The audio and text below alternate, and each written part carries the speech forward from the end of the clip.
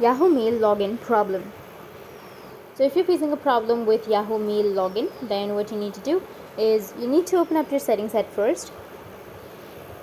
Under settings, you need to scroll down, go with apps. Under apps, you can go with manage apps, and from manage apps, you need to search for Yahoo. Once you search for Yahoo, you need to tap on that application. And once you tap on it, it will take you to the app info section.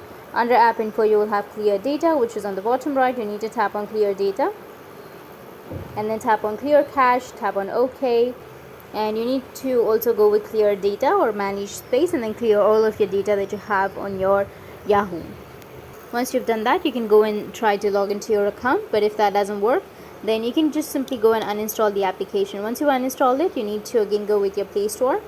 Make sure that you have a stable internet connection, and here you need to search for Yahoo.